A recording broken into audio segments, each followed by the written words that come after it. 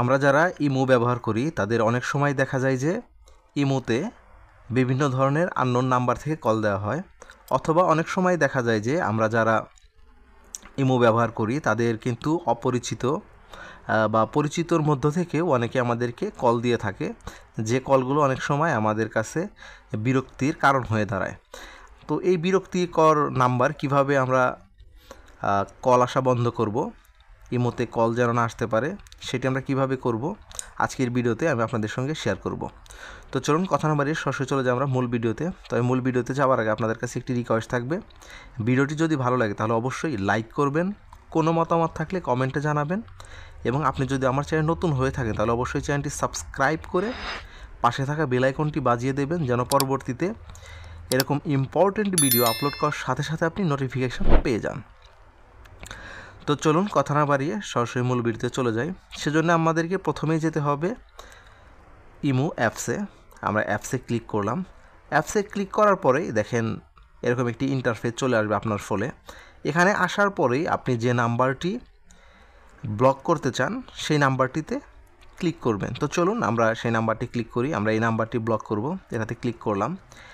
এটাতে ক্লিক করার পরেই আমরা ডান পাশে দেখতে পাবো হচ্ছে 3 ডট, এটার উপরে ক্লিক করব। এটাতে ক্লিক করার পরে এরকম একটি ইন্টারফেস চলে আসবে। এখানে অনেক কিছুই কিন্তু আপনারা দেখতে পাবেন। এখান থেকে আমরা চলে যাব এই প্রোফাইলের ডান পাশে যে অ্যারো চিহ্ন, সেই অ্যারো চিহ্নতে ক্লিক করব। ক্লিক করার পরে আমরা সরাসরি তার প্রোফাইলের মধ্যে চলে এসেছি। এখানে ডান পাশে দেখেন আবার একটি 3 ডট আছে, এই 3 ডটের উপরে আমরা ক্লিক করব। এখানে ক্লিক করলে আমাদের নতুন একটি ইন্টারফেস চলে আসবে। এখানে আসার পরে নিচের দিকে স্ক্রল করলেই দেখবেন ব্লক নামে একটি অপশন আছে। এই ব্লকটি যদি আপনি এখান থেকে ক্লিক করে অন করে দেন তাহলেই কিন্তু আপনার এই নাম্বারটি ব্লক হয়ে যাবে। দেখেন আপনার এই লিস্টে কিন্তু এখন আর সেই নাম্বারটি নেই। তো আশা করছি ভিডিওটি আপনাদের উপকারে আসবে।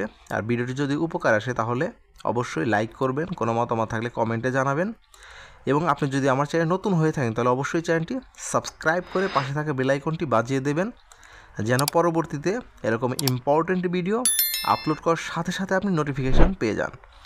আর ভিডিওটি শেয়ার করতে ভুলবেন না, কারণ আপনি যেমন ভিডিওটি দেখে উপকৃত হয়েছেন, আপনার বন্ধু বান্ধব, পরিচিত অপরিচিত, আপনার একটি শেয়ারের মাধ্যমে তারাও কিন্তু উপকৃত হতে পারে।